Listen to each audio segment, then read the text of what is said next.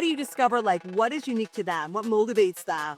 It's really just, trying to understand the reasonings behind it. You learn more from failures, in my opinion. So it's not really necessarily like putting them down because they failed, but it's like, okay, well, this is how we could have achieved. There's the willingness to learn and grow. I definitely want to support that. I don't want to just highlight that there was a mistake made.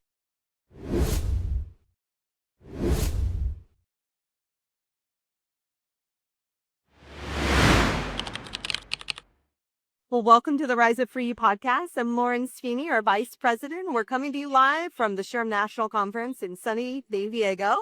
I'm honored to have you on our podcast, SJ. Thank you. So you're the HR director. You're up in San Luis Obispo, California? Yes, so 6 hours northwest. Okay, amazing. Yeah. What do you find are kind of HR trends right now?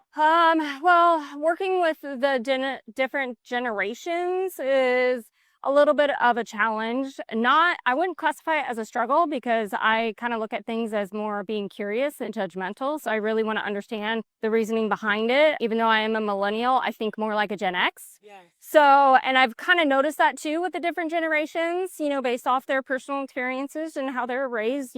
Just because they were born in a certain era doesn't necessarily mean they fall in suit in that. Of course. So yeah, just kind of working to help each individual feel their value within the company, but then also like, how do they like to receive the communications? And it's just ever evolving. So I would say that is probably the biggest focus right now for us. I love that. I like to think about it as like, how do you come from a place of curiosity? How do you like learn? You're talking about generational differences. Yeah. And then also what you're saying is how do you not put people in a box? Right. Just because they're in a certain generation.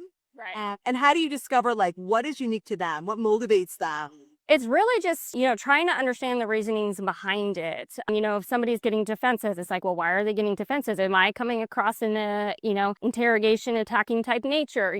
Really trying to reflect back on how I approach each individual and really trying to play to their strengths, but really also communicating the weaknesses and how we can develop upon that. Because you learn more from failures, in my opinion. So it's not really necessarily like putting them down because they failed, but it's like, okay, well, this is how we could have achieved where we wanted to go in this type of situation. 100%.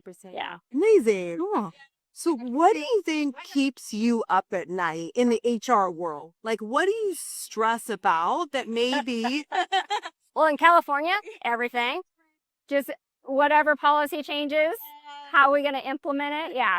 Lawsuits. Right. Nothing ever changes in California, right? I mean, they don't come out with new laws not like every other day. Conflicting information. Yes, not at all. Yes.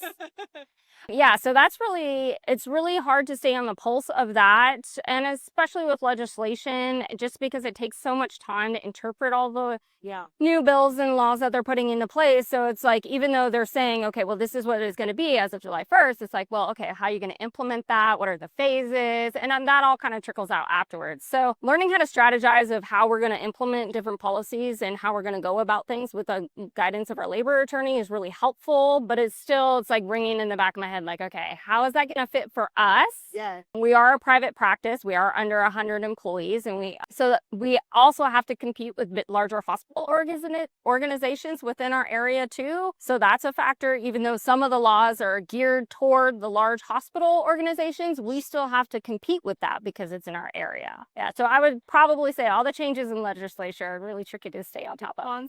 Yeah. I do much better with people than I do with, the numbers and the crunching and things of that nature. And so when they come out with all these rigid guidelines, I'm like, okay, I'm going to have to think outside the box for this.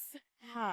How do you balance kind of all the procedures in HR and the human-centric side, the coaching, the training, the team building, the development versus just all on the compliance side, which we just talked about is as arduous? Yeah, I think making the training and the compliance factor, making it more personable, bringing in like real life examples so that way you can actually picture it in your mind and how it would apply to your everyday when you look at like the operations of the business. And then you're also, because you're bringing in the examples, you're really able to hone in on the people factor. I'm a big advocate for second chances, like I mentioned, because you learn more from failure. So if there's the willingness to learn and grow, I definitely want to support that. I don't want to just highlight that there was a get a mistake made. I mean, obviously, looking behind the scenes and you're looking at the intentions and the motives, and if there's malice involved, that's a whole different can of worms. But if it's, based more so on lack of knowledge or moving too quickly or,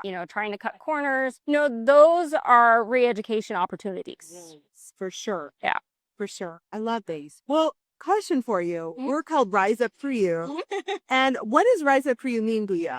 For me, it's mostly about seeking your fullest potential. When I see, because walking around the expo, there's tons of vendors that you can stop and you can talk to on any areas of interest. The ones that have kind of gravitated me to come in are the ones that are more so along professional development or trust, value, a lot of those core characteristics that are difficult to change, but those that are curious about learning more with them are really what gravitate me to them.